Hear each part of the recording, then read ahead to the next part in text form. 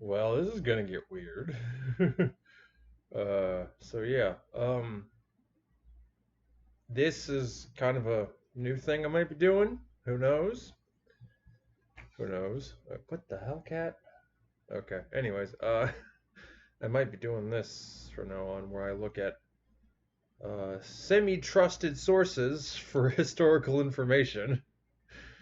Um, because a lot of history has been. Yeah, look at this motherfucker. You thought you had a bad day. A lot of history has been contorted to fit a narrative, but more innocuous things like medicine way back when seems to be more okay to, leave unedited, right? Like, for example, the, and this just comes to mind, I'm just going to debunk this real quick. Uh, a lot of Holocaust deniers like to think that they had wooden doors on their gas chambers. They didn't. They had metal doors. But the inside of the doors looked like wood. It was stained because of the gases they were using. That's where they got the notion of wooden doors. It was wooden like staining. If you taint a certain metal with a certain chemical, specifically mustard gas, um, which you get by mixing ammonia and bleach. So don't do that, kids. Um, you know, that would stain metal, especially if exposed to large quantities of it. A little bit may not stain it, but large enough quantities will stain it. Um, so it just depends on how much you mix. But yeah, that's mustard gas, and so that's where they got the notion of wooden doors. It comes from an article. I can't find where anymore, but it comes from an article way back when that was talking about a soldier's experience looking at the wooden-like inside. Now, they mistaken that to mean wooden doors. It doesn't mean, if it was a wooden door, mustard gas would seep through it and kill everyone else in the fucking building. That logically doesn't make sense. But anyways, that's just a little something to throw in there, so you guys know I'm not too crazy. But yeah, let's read this, shall we? If you think, as some do today, that many drugs used as medicines are potentially deadly, consider what people living in medieval times were prescribed as curative agents, from ground up corpses to toxic mercury to crocodile shit. The annals of medieval medical history are full of substances that make us cringe. God, that word. The word cringe. Just, oh God. as as a as an observer to, like, both sides of the fucking, of the meme war and everything, just the word cringe is kind of cringe, just saying, like. Yet people believed in these cure-alls and willingly took them when prescribed by a doctor over the Middle Ages. Now that isn't too hard to believe. We trust doctors. There's been many studies done on this. There's been many things done to prove that we trust doctors. People are, I believe the first test said 40% more likely to kill a person if a doctor says so. If a doctor says it's part of a test, they're 40% more likely to push a button that they believe will kill a man. A man, by the way, not a woman. That would be a different number. But, I don't think they were testing that. So, you know, um, anyways, moving on. While we may laugh or shudder at these strange potions and treatments, we should also keep in mind that many, if not most, medicines of the time were also called for beneficial herbs and spices, which contained essential phytonutrients, vitamins, and minerals that no doubt aided a body's ability to heal. Modern medicine no longer prescribes powder to corpses, but it makes use of human body parts, although these days it's organ transplants and blood transfusions. I've never had either. Actually, I might have had a blood transfusion. I don't know. Um, I've lost a lot of blood in my life. A lot of it just nosebleeds kind of accumulate over a certain amount of time. I have really bad seasonal allergies. I had asthma as a kid. I kind of have it now. Um, so I would get nosebleeds like constantly. And I fell on a boulder when I was like in kindergarten or some shit. Like, or whatever, like I fell on a boulder, and this boulder was in the middle of the playground. God knows why it was there, but I fell on it, and to this day I've got a scar right under my chin, where I hit that sharp edge of the boulder, and I just bled all the way down my neck. And I was a kid, just bleeding down my neck, and the teachers were like, "Oh, good God, what happened?" And I'm like, "I don't know, but something hit me." Like, kind of dazed and confused. But yeah, that's one memory of me losing a lot of blood. Um, it's not like I was whipped or fucking gutted or anything, so I mean, I'm okay. Corpse medicine. Using human cadavers as medicine dates back to antiquity. Antiquity. Egyptians, for instance, created mummies from the dead and used powdered mummies as medicine. They also used it as for religious uses. If you wanted to make a offering to a certain deity, especially a deity of the dead, you would use mummy powder.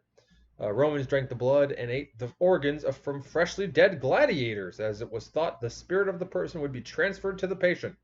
That is not surprising because Rome was decadent, and that's part of why they fell to such horrible lows.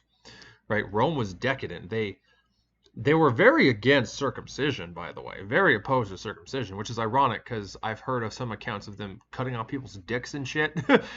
They're against cutting off the skin, but the whole thing is just chop it, whatever. It's no big deal. So, but I haven't really substantiated that source, so I don't know if it's true or not. So, you know, but it's just something I heard once. Um, and again, eating from slain people is a very old practice. Eating of slain people is an old practice.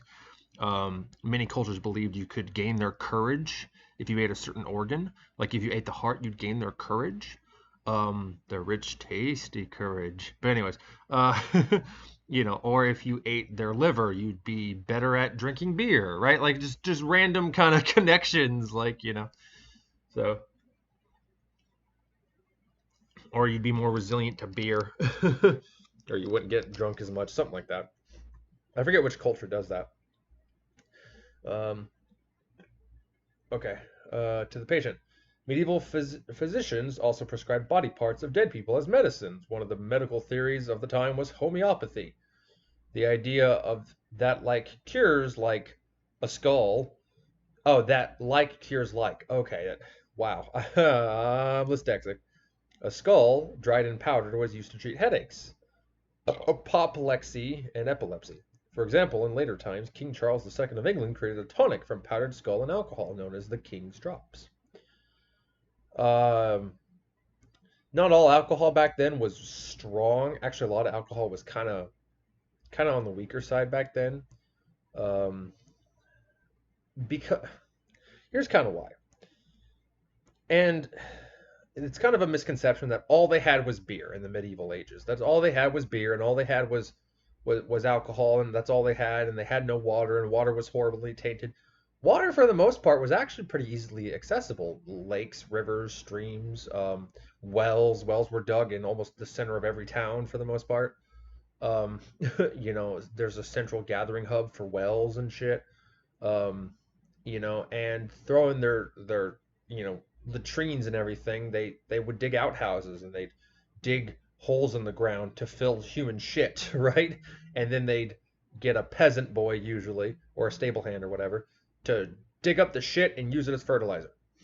All right, so they didn't just throw it on the streets and just let it fucking rot and reek and smell and shit. That wasn't the case. Um, my cat is snoring. I'm sorry. I'm trying to talk about medieval ages and uh, all sorts of medicine stuff. This is an interesting article. I wanted to read this to you guys. Um, and it kind of formulates the knowledge of medicine better than I can off the top of my head. So, hangmen and official executioners usually process the bodies of executed criminals and slain enemies, grinding up the bones and skull and rendering the fat. Medieval patients rubbed rendered human fat on arthritic joints or made it into salves for gout. Apothecaries carried items such as powdered mummies, ground skull, and jars of axon hominis, the name for the fat. Usnea, a moss that grows in graveyards, among other places, that's ominous, was usually added to these medicines. While it's unlikely that consuming cadavers helped anyone, the Usnea at least would have helped boost a patient's immune system, as modern herbalists recommend it today for that reason. I'm curious about herbalism, but at the same time, I want to stay as far the fuck away as possible from those, like, vaccine deniers who thinks vaccines are gonna resurrect the dead and summon God's wrath on earth and fuck virgins in the ass with cancer and all this bullshit. Like, it's just, I want to stay far away from that, but I want to learn more about herbs and more natural forms of medicine because it's alternative. It's a different way of doing the same thing, and I find that interesting. Another item that makes modern folk squeamish was often used in medicine from ancient times, through the medieval era and into modern times. Animal shit. Medieval physicians prescribed Greek white, which meant the white coating on dried dog dung for sore throat, tonsillitis, and lung ailments. I'll go between the words dung and shit just because I like saying the word shit. It was also applied externally to dissolve tumors. Tumors! Dung from different animals had therapeutic uses for different ailments. Mice shit was useful for intestinal worms. Hmm. I find that suspicious. For example, a 12th century doctor might recommend oxen dung for rheumatism or fever, while that of sheep was used for jaundice. God, why would you use sheep shit for fucking your kidneys dying? What the fuck? Anyways, some medieval compounds might call for crocodile or elephant shit, but most likely that what was stocked in a London apothecary was that of dog, known as album graysum. Oh shit, that word. Anyways, I'm being immature. Cow or horse? Well, we may look askins. Askins? Askins? What? What the? Okay, we'll look up askins. With an attitude or look of suspicion or disapproval. Wow, you actually used a crazy word correctly. Congratulations, you've done something no feminist has ever been able to do. Wow. Jeez Louise. Okay. Yeah. Askance at the use of dung, dried dung from healthy animals, does have antimicrobial, it's hard for me to say, and even antibiotic properties. Which, yeah, that's dried. It has to be dried. It can't be fresh. If it's fresh, you'll probably die from it. But dried is, yeah. Mix it in with some beef, some stew. Yeah, yeah. Anyway, urine. Mankind has used human urine for eons on the battlefield. Urine was the predominant antiseptic, and soldiers readily urinated on each other's wounds to clean them. Since urine is sterile, is it really? I've heard that it's not, but I, I don't remember where I heard that though. This makes sense. The soldier's urine was probably cleaner than any nearby water. Hmm. I don't know. That's a suspicious sentence. That's very suspicious. If this same site tells me that fucking all they drank was beer, yeah, I'm gonna lose it because I trusted a site that lied to me. Medieval doctors recommended fresh urine to treat sores, burns, and insect bites. Insect bites I can kind of see. George Thompson, a physician in London in 1666, God's holiest year, for the Sabbath anyways, recommended using urine for the plague. Wow, that's okay then. Stale urine, when mixed with ash, was applied to a baby's bottom in case of rash. Did you just make that up because it rhymed? What? Well, I mean, did they make it up because it rhymed? Like, hey, it rhymes. It must be true. Like, apothecaries of the time made processed or distilled urine to sell. Medieval ladies used their own urine on their skin as a beauty treatment. I believe. Before you snigger, snigger. Remember the urea. That urea is a prime component in modern medicinal skin creams. Okay, now I'm gonna look up what the fuck urea is. Okay, urea. Urea molecule. Oh, look at that molecule. Holy shit. Okay. Carbon, oxygen, nitrogen, hydrogen. Okay, so uh, 2 parts hydrogen to 1 nitrogen to 1 carbon. Oh, to 8 oxygen. Whoa, wait. What's the 7 nitrogen, 6 carbon, eight? Wait. Oh, is that how many there are? Or is that just the number in the formal? Wait, one valence, four valence, four shared bonded, four non-bonded. Okay, I'm forgetting what I was taught in school. Urea, however the fuck I'm gonna say it, also known as carbamide, is an organic compound with chemical formula CONH2. This amide has two negative NH2 groups joined by a carbonyl, C equals O, functional groups. Urea serves an important role in the metabolism of nitrogen-containing compounds by mammals and is the main nitrogen-containing substance in the urine of mammals. Okay, so it has to do with nitrogen. Okay. Also called carbamide, the diamide of carbonic acid is formula. Okay, urea has important uses as a fertilizer and feed supplement. Feed supplement, okay. As well as starting material for the manufacture of plastics and drugs.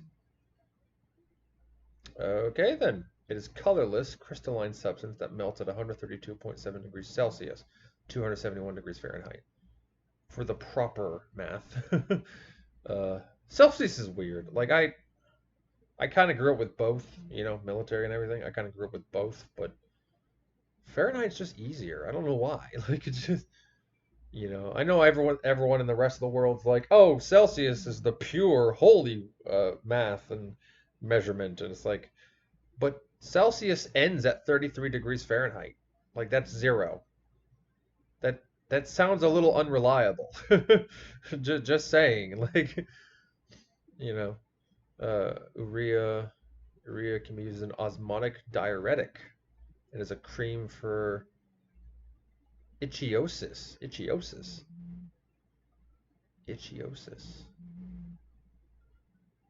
Sometimes I feel like these words are made up, or someone's playing a joke on me, or God's just laughing at me because that's just what he does. I don't know which one it is sometimes. Osmotic diuretic and is a cream for ichthyosis and other hyperkeratotic skin disorders. The drug is on the WHO official list. You don't say.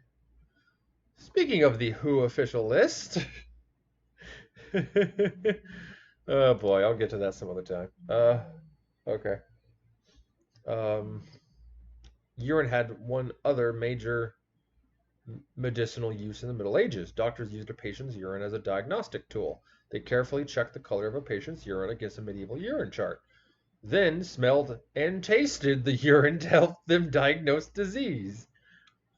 I'm getting a little bubonic death. Yeah, me too. Yeah, yeah. That must be an interesting time around the water cooler. So, did you taste Dave's urine? Yeah, I think he had jaundice or something. I don't know if I can. Like, fucking what? Jeez. I know quite a bit about history, and some of this I knew, some of this I don't, but I just like I knew they used animal shit for God knows how long now. I knew that, and I I I don't know. I heard that urine is not sterile, and then I heard that it is. I forget what science says. Uh, I don't know. I forget what science tells us. A sovereign remedy for sore throat. Oh, this is snail slime, snaily snail. The French love it. A sovereign remedy for sore throat during medieval times was snail syrup. To concoct the syrup, people ventured out to their gardens at daybreak and gathered common garden snails, about a pound of them. Wow, a pound of them. They'd remove the shells and slit the snails. Women, imagine if we did this to your genitals. Just this sentence. Just this sentence, but change snail with like urethra or something. Just imagine if we did this to your genitals. Would you then be oppressed? Then, or would you be even more oppressed? Because we do that to men's genitals.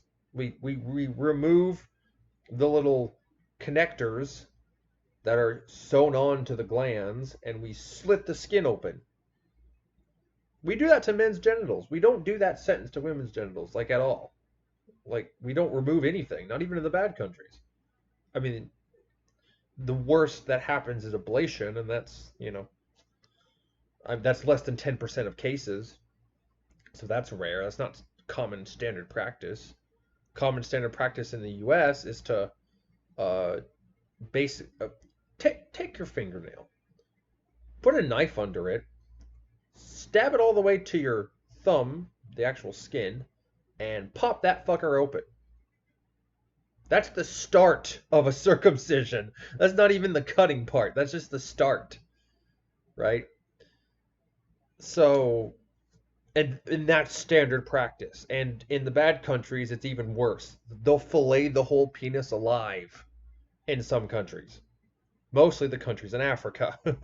So, anyways, then put them in a bag with a half pound of sugar. Ooh, sugar. Under the bag, they'd place a basin to collect the syrup from the snails as they gradually dissolved from the sugar and dripped through the bag. That is so metal. This mucilaginous essence of snail was then used for a variety of maladies. Internally, for gastrointestinal ulcers. Oh, God, I need that. Coughs. Ale needs that. Sore throat. We both need that. And externally, for burns. I needed that 3 years ago. And wounds. I need that today. Medieval medieval ladies collected snail secretions to beautify their skin. Oh my God. Women,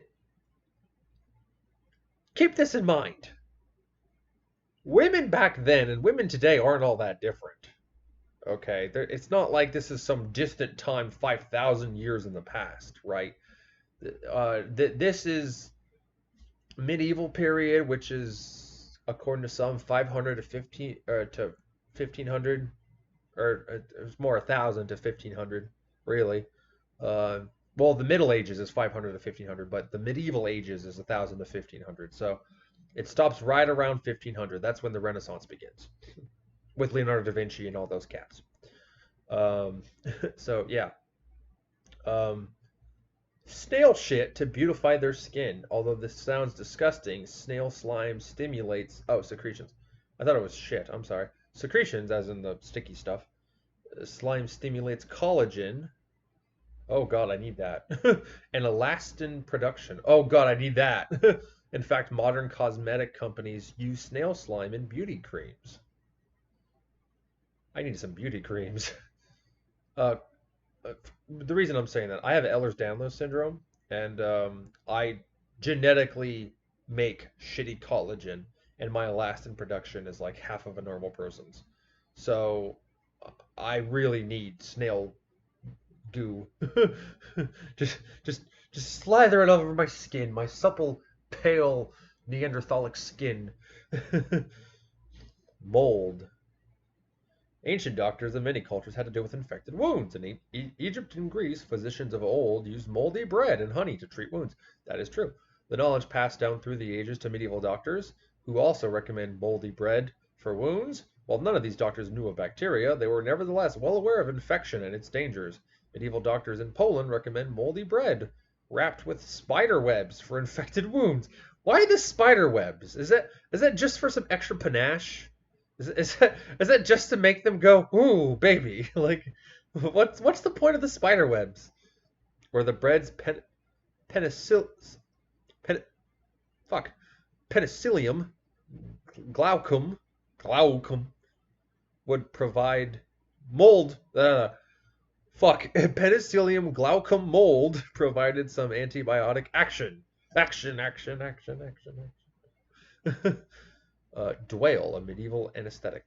Common knowledge has it that prior to the development of general anesthesia about 170 years ago, those unlucky enough to need an operation had no recourse but to bite down in a thick hunk of leather or drown themselves in booze. Booze.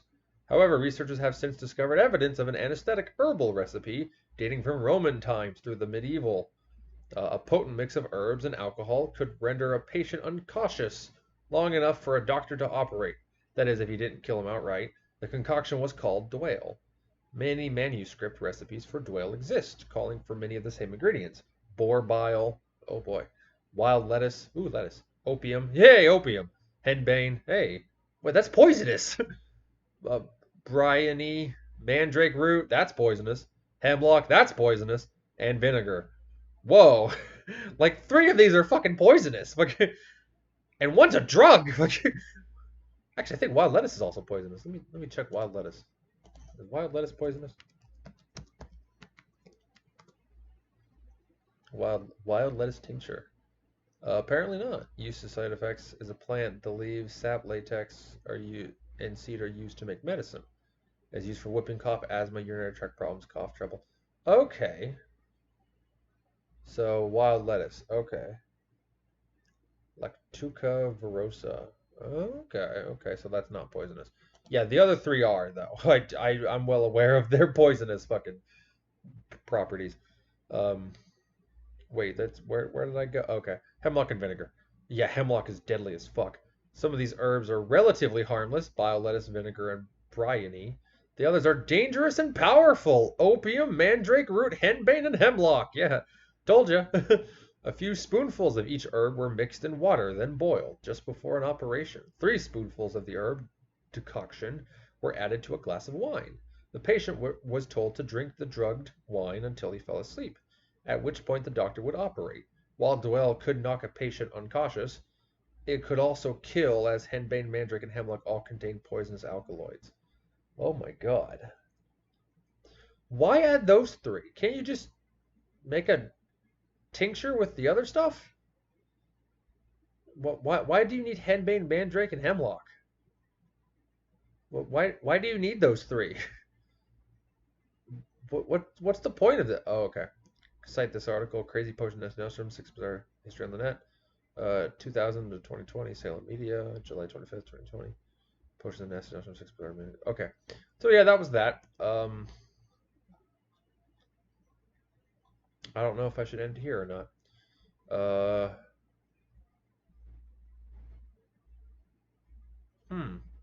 I don't know. Wait, hold on. God, only 30 minutes. Yeah, I can leave it here. Yeah, I'll just leave it here. I guess we'll knock out another video. Okay. You might see a double posting of me recently. Who knows? Maybe, maybe not. Who knows? Who fuck cares? I sure as shit don't. Anyways, y'all take care. Don't get bitten. And this guy, good on you for not being a fucking revisionist bastard. Bye bye.